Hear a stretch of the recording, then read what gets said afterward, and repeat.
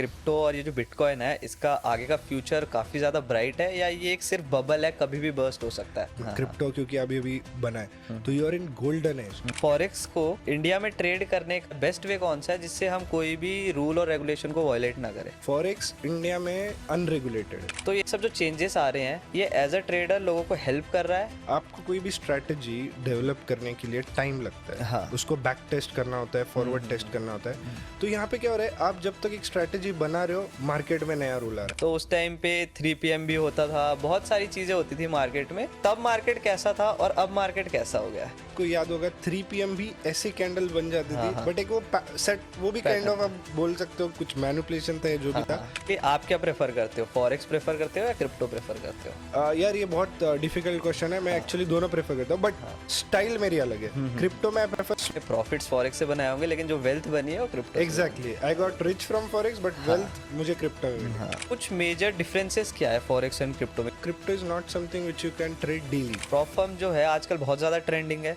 तो ये क्या सच्ची में पे आउट्स देते हैं? चैलेंज पास करोगे आपको रियल अकाउंट मिलेगा, रियल अकाउंट पे आपको प्रॉफिट करना है एंड फिर उस कौन सी ऐसी कंट्री है जिसको आपको लगता है कि आने वाले 5-10 सालों में इसकी इकोनॉमी बढ़ सकती है? चाइना बहुत आगे, बट चाइना के बाद अगर मुझे कोई दिखता है जो उस लेवल में घर खरीदा है दुबई में, हाँ। मैंने क्रिप्टो से खरीदा है। अच्छा। मैंने जो गाड़ी ली मैंने क्रिप्टो ट्रांसफर की। ये जो मैं कपड़े पहन रहा हूँ मैंने क्रिप्टो से लिए। सिर्फ इंडियन मार्केट में इन्वेस्ट करना चाहिए या हमको उसके साथ साथ क्रिप्टो और जैसे कॉइन्स है उसमें भी इन्वेस्ट करना चाहिए? देखो सिंपल है, अगर आप लास्ट 5 इयर्स या लास्ट 1 ईयर का अगर आप परफॉर्मेंस देखते हो, बिटकॉइन ने सबको आउट परफॉर्म किया। अगर हमको क्रिप्टो पे इन्वेस्ट करना है, बेस्ट वे क्या है इन्वेस्ट करने का इन अ लॉन्ग टर्म वे? अच्छा क्वेश्चन पूछा आपने। बेस्ट वे कि आप तो सातोशी नाकामोटो है, उनके पास 1.1 मिलियन बिटकॉइन है जिसकी वर्थ कम से कम $113 बिलियन होगी। उनके पास इतने बिटकॉइन आए कहाँ से? इसके पीछे की स्टोरी क्या है? आपको नहीं पता तो Satoshi Nakamoto is a founder of bitcoin. ये कॉइन बाइनेंस पे लिस्ट होने वाला है अगले साल। 3 महीने में बाइबिट पे लिस्ट होगा, 6 महीने में यहाँ लिस्ट होगा। Listing is there exit. मुझे लगता है कि बहुत बड़ा करेक्शन हम देख सकते हैं। Hello friends, welcome back to my new podcast. और आज का पॉडकास्ट बहुत ज़्यादा स्पेशल होने वाला है क्योंकि आज के जो हमारे गेस्ट हैं उन्होंने अपनी ट्रेडिंग स्टार्ट तो इंडियन मार्केट से की थी लेकिन अब वो फॉरेक्स और क्रिप्टो मार्केट में राज कर रहे हैं। So please welcome Abhay Patil AKA trader paradise. कैसे हो? Thank you so much for having me here. और काफ़ी अच्छा हो। आप कैसे हो? All good. तो कैसी चल रही है लाइफ? लाइफ काफ़ी बढ़िया चल रही है जब से मार्केट्स चेंज किए ऑनेस्टली, बिकॉज अभी मैं क्रिप्टो फॉरेक्स पे फुल ध्यान है मेरा, एंड क्योंकि अभी क्रिप्टो का बुल रन भी चल रहा है। So you know I am having the best time of my life right now. I think अगर आप भी क्रिप्टो कर रहे हो तो आप भी ये बुल रन को एंजॉय कर रहे होंगे। हाँ, तो टच वुड ऐसे नज़र ना लगे। Actually. ठीक है, चलती रहे ऐसे। और मैं आपसे ये पूछना चाहूँगा कि जैसे आपकी जो बचपन से सपने थे सारे, जब आपने ट्रेडिंग स्टार्ट करी थी, जर्नी स्टार्ट करी थी, तो वो ऑलमोस्ट अचीव हो गए हैं जो तब देखे थे?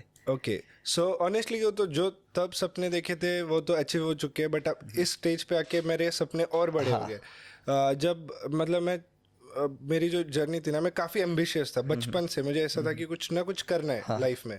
तो मैं ना स्कूल में भी, मेरे मतलब दोस्त एक विराज करके, वो भी अभी ट्रेडर है, यूट्यूब है। तो हमने बचपन से क्लास में लास्ट में बैठते थे और बात करते थे, पता है यार इस दुकान का ये इतना धंधा बनता है, इतना पैसा कमाता है वो, तो अपन भी शुरू करें क्या? या ये पार्किंग वाला 5-5 रुपए इससे इकट्ठा करता है तो ऐसे दिन के इसके 10,000 रुपये बनते होंगे, तो अपन ऐसा कुछ प्लान करें। तो हम ऐसे थे पूरे टाइम, कुछ ना कुछ ऐसा हमारा चलता था, बट हम सिर्फ एक्शन टेकर नहीं थे, सिर्फ बात करते थे। बट एक दिन मुझे क्या हुआ कि मैंने इंस्टाग्राम पे देख रहा था मैं कि जो मुझे बहुत एम्बिशियस था कि मुझे ब्रांड बहुत पसंद है मुझे, तो मुझे एक LV कुछ तो चाहिए, गुच्ची कुछ तो चाहिए। तो मैं इंस्टाग्राम पे देख रहा था कि ये सारे जो चीज़ें इसके प्रोडक्ट्स मिल रहे थे, but it was first copies. तो मैंने देखा कि मैंने अंडरस्टैंड किया ये कितना स्केलेबल है, बिकॉज ये फेक है तो इलीगल हो सकता है। बट फिर मैंने यहाँ से मुझे एक आइडिया क्लिक हुआ कि उसी पेज पे देखा मोबाइल कवर्स है हाँ। और एक्सेसरीज है, टी शर्ट्स है। तो मैंने उसको कॉल किया कि मैंने बोला कि मैं आपका आगे सेल कर दूंगा, आप मुझे कम डिस्काउंट प्राइस में देना। तो मुझे 100 रुपये कम में देता था जो प्राइस पे सेल कर रहा है। मैंने अपना इंस्टाग्राम पेज बना लिया और उसके बाद वो सारे प्रोडक्ट्स मैं डालना चालू कर दिया सेम प्राइस के साथ, और 100 रुपीज़ 200 रुपीज़ मुझे मिलते थे। तो और मेरा दिमाग बहुत सोशल मीडिया में बहुत अच्छा था तब से। तो फिर मैंने कोलैब्स किया इन्फ्लुएंसर्स के साथ और इतने सारे सेल किया। मैं वहाँ पे 1 लाख बना रहा था महीने का, 16 साल की उम्र में। 16 साल में। तो मेरे लिए वो अमाउंट बहुत बड़ा था, लेकिन मुझे पता नहीं था क्या करना है इन पैसों का। तो मैं जाके दोस्तों पे खर्च कर रहा हूँ, या मूवीज जा रहा हूँ, ये जा रहा हूँ, वो जा रहा हूँ, और ऐसे करके मैंने अपने वो सारे पैसे उड़ा दिए। एंड फिर मतलब उड़ा रहा था बेसिकली, क्योंकि मुझे पता था कल भी आने वाला है, परसों भी आने वाला है, आज भी है। लेकिन फिर एक दिन क्या हुआ, इंस्टाग्राम ने मेरा पेज उड़ा दिया। अच्छा, इंस्टाग्राम ने मेरा पेज उड़ा दिया वहाँ पे। आई डोंट नो कि मतलब देखो सोशल मीडिया का यू नेवर नो। तो दे सेड कि किसी ने स्ट्राइक मार दिया टाइप्स, वो किसी ब्रांड ने आपके ऊपर स्ट्राइक मार दिया क्योंकि आप वही प्रोडक्ट डाल रहे हो, ऐसा कुछ तो था। एंड वो उड़ गया। And on that sudden day like सब कुछ कोलैप्स हो गया। 1-2 महीने के अंदर सारे ऑर्डर सब कुछ बंद हो गया। और सेविंग्स भी नहीं थी कुछ। सेविंग्स भी नहीं थी क्योंकि मैं उड़ा रहा था।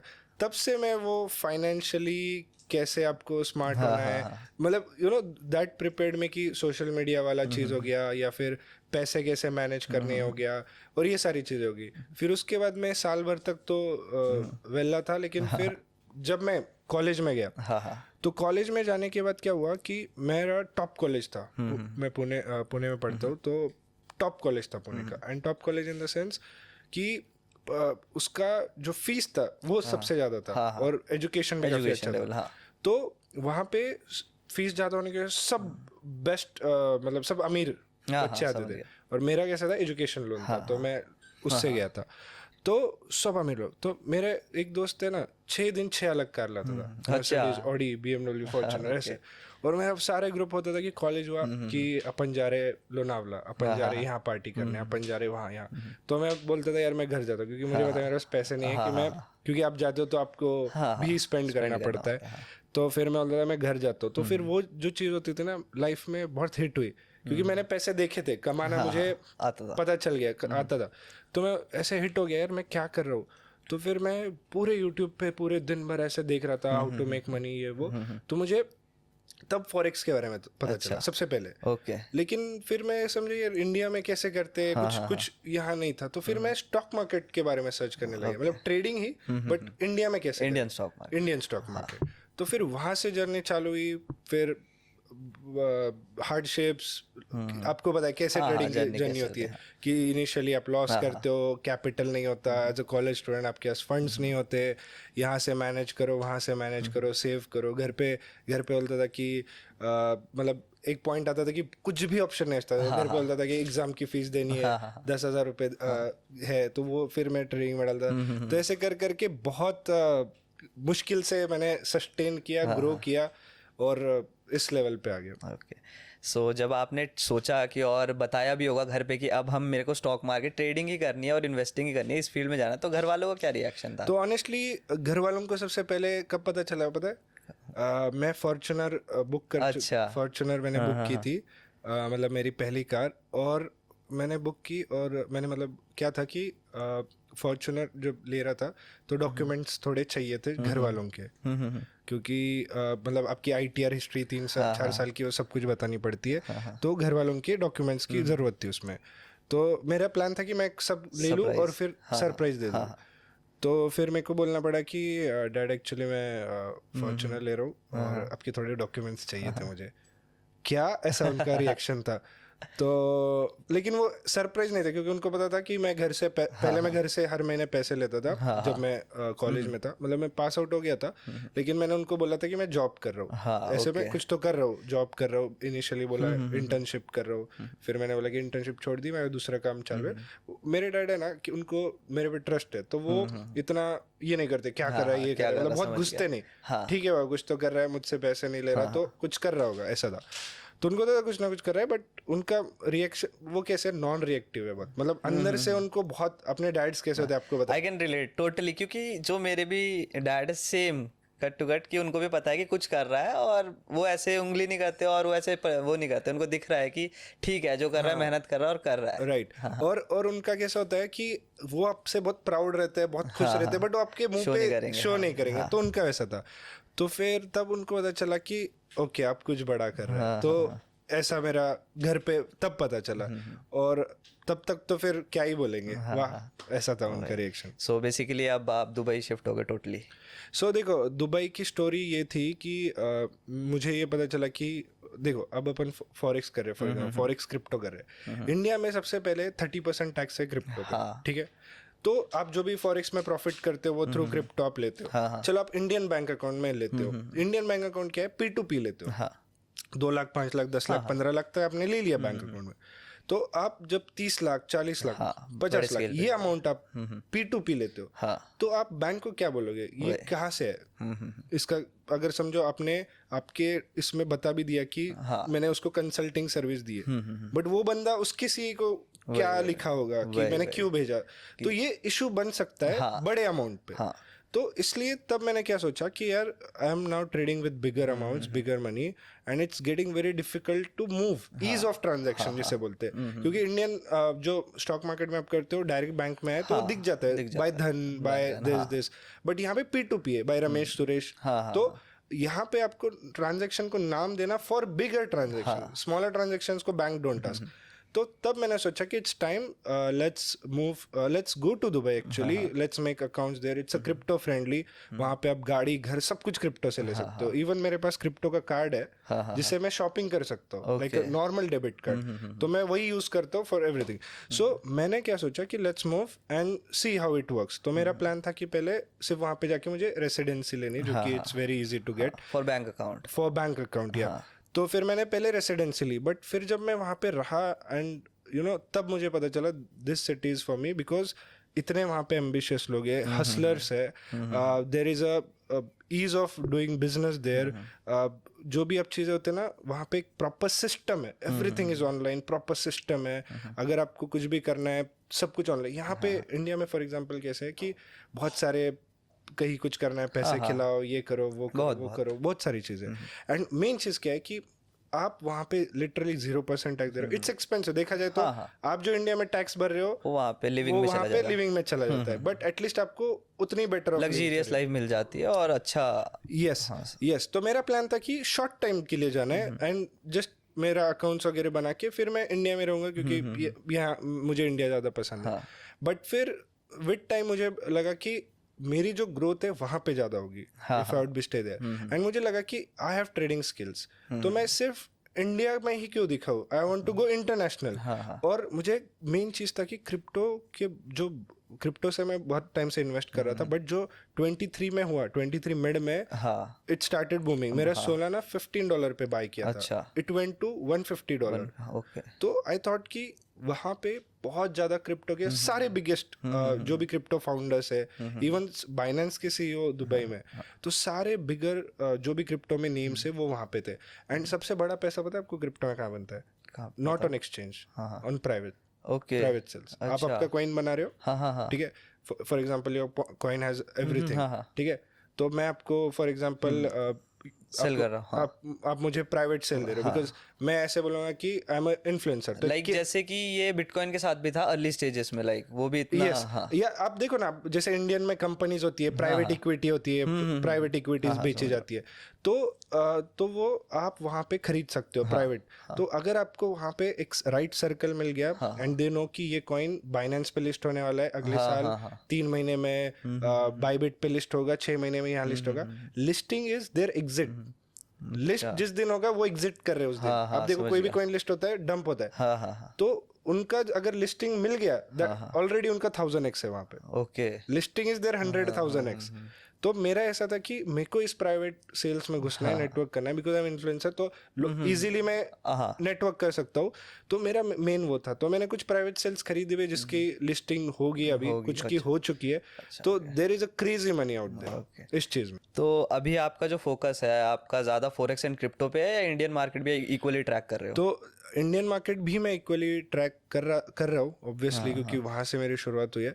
बट जिस तरीके से अभी मैं डिफरेंस देख रहा हूँ ना, इंडियन मार्केट जिस तरीके से डे बाय डे रूल्स ला रहा है, मतलब they are making it the worst market honestly go तो, बिकॉज पहले ही ये मार्केट सिर्फ इंडिया तक लिमिटेड है, सिर्फ इंडियन ट्रेडर्स ट्रेड कर रहे हैं, एंड यू आर मेकिंग, तो लिक्विडिटी इंडियन ट्रेडर्स की है।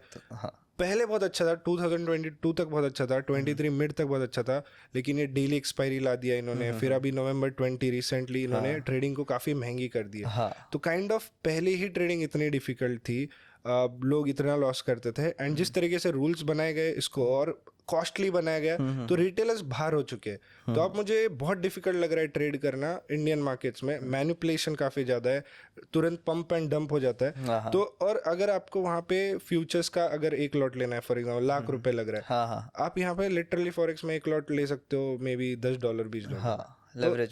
लेवरेज मिल जाता है। तो यहाँ पे बेसिकली सस्ता है, ROI ज्यादा है, प्राइस एक्शन अच्छा है, मोमेंटम अच्छा है। आप एक छोटा सा स्टॉप लॉस लगा के ट्रेड आपके फेवर में गया, आप लिटरली उसको कितना चाहे उतना होल्ड कर सकते हो, and then withdraw it tax free. और वॉल्यूम भी अच्छा है, पूरी दुनिया की लिक्विडिटी है। यस। तो पहले हम थोड़ा इंडियन मार्केट की बात करते हैं, फिर चलेंगे फॉरेक्स एंड क्रिप्टो पे। ठीक है। जैसे आपने बात करी कि इंडियन मार्केट में इतनी सारी जो चेंजेस आ रहे हैं, कभी एक्सपायरी हट गई है, फिर एक्सपायरी अब लगभग मंथली में एक बार कर दिया है, NSE के अलग कर दिया, BSE के अलग कर दिया।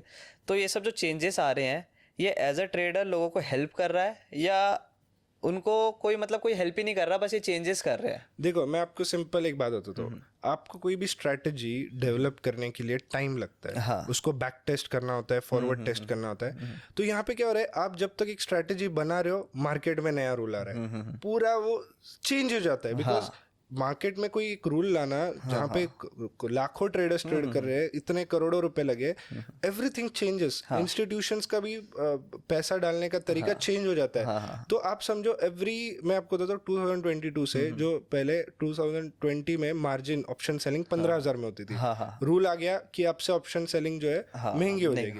बट वो रूल कैसे महंगी हुई पता है? एक साथ नहीं हुई, हर 3 महीने में मार्जिन बढ़ता था। तो 15 की 30 हुई 3 महीने बाद, 30 से 60 हो गई 3 महीने बाद, 60 से 90, 90 से 120 तक चली गई। तो हर 3 महीने चेंज आया। उसके बाद थोड़ा मार्केट स्टेबल हुआ, तो फिर ये डेली एक्सपायरी वाला है। अब डेली एक्सपायरी आया, उसके बाद फिर ये डेली एक्सपायरी भी हटा दी। ठीक है। इसके बीच में फिर सेंसेक्स आ गया। सेंसेक्स ने पूरा चेंज कर दिया। पहले सिर्फ निफ्टी बैंक निफ्टी था थर्सडे को, फिर सेंसेक्स, बैंकेक्स, फिर मिड कैप, फिर निफ्टी, फिर लोगों का पैसा और डिस्ट्रीब्यूट हो गया, स्ट्रेटेजीज फिर चेंज हो गए। आपको एक निफ्टी का बिहेवियर याद था, बैंक निफ्टी का याद था, आपको 6 बिहेवियर याद रखने पड़ रहे। तो इससे पूरा कभी ऐसे स्टेबल हुआ ही नहीं, एवरी टाइम चेंज। अभी डेली एक्सपायरी हटा दी, और उसके बाद ठीक है, अब उसके बाद न्यू रूल आ गया नवंबर 20 को, ऑप्शन ट्रेडिंग महंगी। अभी कुछ एल्गो का भी रूल ला रहे। तो दिस विल कीप हैपनिंग। आपको उसको, अगर आप इतना उसको उंगली करोगे उन मार्केट्स को, आपको कब टाइम है वो स्ट्रैटेजी पे आपको स्टिक रह के कुछ स्ट्रैटेजी बनाना वहां पे। अब देखो फॉरेक्स मार्केट में कोई आज तक कोई रूल ही नहीं आया है। जैसे है वैसे चल रहा है। जैसे वैसे। सो बेसिकली जो आप अभी भी मार्केट ट्रैक कर रहे होगे, जो इंडियन मार्केट, तो अच्छा खासा करेक्ट हुआ है लास्ट 1 वीक से।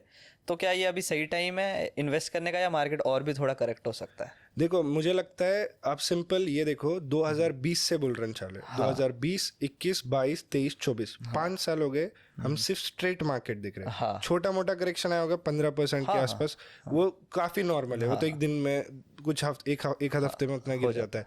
बट मुझे लगता है कि बहुत बड़ा करेक्शन हम देख सकते हैं, क्योंकि आप देखो 9,000 का 8,000 का लो था कोविड के टाइम, वहां से 26,000 तक स्ट्रेट चला गया। तो जब तक ये इतने बड़े मूव का एटलीस्ट 20,000, एक बड़ा राउंड साइकोलॉजिकल नंबर है, एटलीस्ट 20,000 नहीं आता ना, तब तक मेरा भी कुछ भी इन्वेस्टमेंट नहीं है स्टॉक मार्केट में। बस म्यूचुअल फंड्स और ETFs है, बट एक भी स्टॉक्स नहीं है। एंड जिस तरीके से आप देख रहे हो कि ले ऑफ्स चल रहे हैं, एक रिसेशन आने के भी चांसेस है, जिस तरीके से इन्फ्लेशन बढ़ रहा है, US भी देखो इतने ज्यादा $1 ट्रिलियन डेप्थ में। तो और कभी भी आई फील कि इन्फ्लेशन वाला जो सिनेरियो बन सकता है, वॉर्स भी काफी ज्यादा चल रहा है। तो जैसे आजकल इंडियन स्टॉक मार्केट में देखा जाता है कि बहुत ज़्यादा मैनिपुलेशन हो रही है, तो ये क्या सच्ची में मैनिपुलेशन इतनी हो रही है या लोगों के दिमाग में डाल दिया है कि मैनिपुलेशन हो रही है? देखो, मैं लाइव ट्रेड करता हूँ और ऑडियंस के साथ करता हूँ। हम डेली है ना, मतलब चार्ट खोल के ना प्रीमियम्स देखते हैं। लिटरली मैंने कितने बार तो देखा, लिटरली इतने बार देखा है मैंने कि एक प्राइस 2 रुपए का, 3 रुपए का प्रीमियम 80-100 रुपए जा रहा है 1 मिनट के अंदर, और दूसरे मिनट में 100 से 10 रुपए पे वापस आ रहा है। अगर इसे मैनिपुलेशन नहीं बोलते तो क्या बोलते, मुझे आप बताओ। क्योंकि ट्रेडिंग नॉर्मल होती है कि प्रीमियम 5-10 रुपए बढ़ रहा है, धीरे धीरे बढ़ रहा है प्राइस के साथ, और धीरे धीरे नीचे आ रहा है। बट 1-2 मिनट में प्राइस पम्प डम, दिस इज मैनिपुलेशन। मैं आपको काफ़ी टाइम से फॉलो करता हूँ, कि जब आपके 1 लाख सब्सक्राइबर्स भी नहीं थे तब से मैं आपको फॉलो कर रहा हूँ। तो उस टाइम पे 3 PM भी होता था, बहुत सारी चीज़ें होती थी मार्केट में। तो तब मार्केट कैसा था और अब मार्केट कैसा हो गया है? देखो, अब आपको याद होगा 3 PM भी ऐसी कैंडल बन जाती थी, बट एक वो सेट, वो भी काइंड ऑफ आप बोल सकते हो कुछ मैनिपुलेशन था या जो भी था, बट वो काइंड ऑफ सेट पैटर्न था। तो हमें पता था 3 PM में एक बायर सेलर का कैंडल्स देख के आप एक प्रिडिक्ट कर सकते हो क्या है, और मोस्ट ऑफ द टाइम वो राइट आता था। तो 3 PM पे भी बहुत प्रॉफिट्स होने लगे। आई थिंक लोगों को भी समझने लगा कि 3 PM को ट्रेड कैसे करना है, एंड उसके बाद एकदम से बंद हो गया वो। पहले डेली होता था और फिर एकदम से बंद हो गया, 3 PM एग्जिस्ट ही करना बंद हो गया। जैसे कि लोगों के नजरों में जैसे आने लगा तभी वो बंद हो गया। एग्जैक्टली। तो मेजर क्या रीजन थे आपके इंडियन स्टॉक मार्केट से शिफ्ट होने के फॉरेक्स एंड क्रिप्टो पे, और आपको ये कब व्यू आया कि अब मेरे को शिफ्ट ही हो जाना चाहिए? लाइक देखो, मैं ना फॉरेक्स बहुत पहले सिर्फ ऐसे देखता था थोड़ा बहुत $100 डाल के ट्रेड कर लिया, बट कन्विक्शन नहीं आ रहा था कि मैं घुसूं, बिकॉज अभी भी लोग डरते, करूं नहीं करूं। बट फिर क्या हुआ, जब ये सारे चीजें होने लगे, ये मैनिपुलेशन रूल्स, मैं समझ गया ये मार्केट को और ये खराब होते जाने वाला है। इसमें अगर मैं अपनी टाइम एनर्जी वेस्ट करूंगा तो मैं फायदा नहीं है। तो मैंने 2023 में मैंने शुरू किया प्रमोट करना। 23 में इंडिया में सबसे पहले फॉरेक्स लाइव स्ट्रीमिंग चालू किया, बट मैं 22-21 से ही मेरा पूरा मतलब क्रिप्टो कर रहा हूँ, फॉरेक्स भी चार्ट देख रहा हूँ, गोल्ड कैसे ये कर रहा है, प्राइस एक्शन देख रहा हूँ। बट 23 को मिड में मैंने अनाउंस कर दिया कि now I am making started forex live streaming. तब मैंने ऑडियंस के साथ कंप्लीट, मतलब तब मेरा, अब ऐसे समझ सकते हैं, इंडियन मार्केट मैंने ऑलमोस्ट छोड़ दिया उस टाइम लास्ट ईयर, एंड तब से आज तक मेरा दिन में 6-6 घंटा चार्ट्स के सामने, फॉरेक्स चार्ट्स के सामने चला जाता है। तो बेसिकली आप क्या प्रेफर करते हो, फॉरेक्स प्रेफर करते हो या क्रिप्टो प्रेफर करते हो? यार ये बहुत डिफिकल्ट क्वेश्चन है। मैं एक्चुअली दोनों प्रेफर करता हूँ, बट स्टाइल मेरी अलग है। क्रिप्टो में I prefer swing trades, because crypto क्या है कि कंसोलिडेट करता है, बट जो ब्रेकआउट देता है तो 2-3 दिन के अंदर 100% to 100%। तो if you want to make money in crypto, holding से पैसा बनता है। You can't scalp in crypto, बहुत महंगा है स्कैल्पिंग वहाँ पे, बिकॉज ब्रोकरेज एंड ऑल।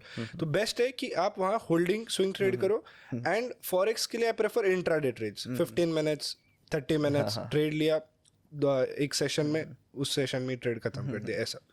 तो बेसिकली बट एक होता है ना कि लाइक आपको सूट क्या ज़्यादा करता है कि जिसमें आपने थोड़े ज़्यादा बनाए हो पैसे? मैंने सबसे ज़्यादा पैसे तो क्रिप्टो में बनाए। रीज़न बीइंग कि क्रिप्टो में क्या है, मैंने ऐसे ट्रेड्स लिए, फ्यूचर्स में हो गया या स्पॉट्स में हो गया, ऐसे ट्रेड्स लिए और उसको होल्ड किए। एंड देखो, सब यू एग्री कि सबसे ज्यादा पैसा होल्डिंग से बनता है, क्योंकि you let it grow. And scalp, for example आप इंट्राडे जब ट्रेड करते हो तो यू एंटर एग्जिट, तो एरर उसमें ज्यादा हो सकता है। तो फॉरेक्स में भी प्रॉफिट बना, बट जो क्रिप्टो में बना वहां पे मार्जिन ऑफ एरर काफी कम था, क्योंकि स्टॉप लॉस एक छोटा सा लगा दिया, ट्रेड ब्रेकआउट हो गया, बस चलने दिया। तो I have made crazy money in crypto. Like कह सकते हो कि आपने प्रॉफिट्स फॉरेक्स से बनाए होंगे, लेकिन जो वेल्थ बनी है वो crypto. Exactly, I got rich from forex, but wealth मुझे क्रिप्टो में मिली। सो कुछ मेजर डिफरेंसेस क्या है फॉरेक्स एंड क्रिप्टो में, क्योंकि ये ऑडियंस को थोड़ा ज़्यादा जानना होगा। ओके, सी क्रिप्टो का मैं आपको, तो crypto is not something which you can trade daily. Crypto का भी बुल रन चल रहा है, इसलिए आपको अभी मजा आ रहा है ट्रेड करने में। बट क्रिप्टो का जैसे ही बुल रन खत्म हो जाएगा, crypto is completely dead. Because आप देखो क्रिप्टो का प्राइस एक्शन, मैं देखते आ रहा हूँ, एक टाइम होता है जो महीने तक ऐसे लाइन चलती है, ऐसे क्रिप्टो की लिटरली नॉन ट्रेडेबल, रैंडम, कुछ भी वॉल्यूम नहीं। तो क्रिप्टो में ऐसा है कि आप ऐसा समझो, नल होता है ना कि चालू किया, एकदम पानी बह रहा है, और बंद कर दिया तो पूरा बंद हो गया। तो क्रिप्टो में ऐसा है, मनी फ्लो हो रहा है तो मूव करेगा, एकदम निकला कि साइडवेज हो जाए, क्योंकि there are thousands of cryptos to trade. तो मनी कहाँ फ्लो हो रहा है उस हिसाब से आपको ढूंढ के ये करना पड़ता है। But forex is something you should do it as a daily something, daily income. आप फॉरेक्स को डेली कर सकते हो। So be professional in forex, be best in forex trading, because आप सिर्फ गोल्ड को भी पकड़ोगे that's enough. And then crypto में ट्रेड सीजनली, जब भी अपॉर्चुनिटीज मिले, जैसे अभी बुल रन है। हाँ, तो पहले हम फॉरेक्स की बात करते हैं थोड़ी, फिर क्रिप्टो पे चलेंगे, तो क्योंकि थोड़ा सेगमेंट अलग रखते हैं तो लोगों को ज़्यादा समझ आएगा। राइट। तो फॉरेक्स को इंडिया में ट्रेड करने का वे कौन सा है, बेस्ट वे कौन सा है जिससे हम कोई भी रूल और रेगुलेशन को वायलेट ना करें? देखो, फॉरेक्स इंडिया में अनरेगुलेटेड है। हाँ, आई विल एक्सप्लेन यू। देखो, अनरेगुलेटेड क्या होता है कि इसको कोई गवर्निंग बॉडी देख नहीं रही। हाँ, तो कोई अगर फॉरेक्स में फॉर एग्जाम्पल आपका पैसा चला जाता है या कोई कंपनी भाग जाती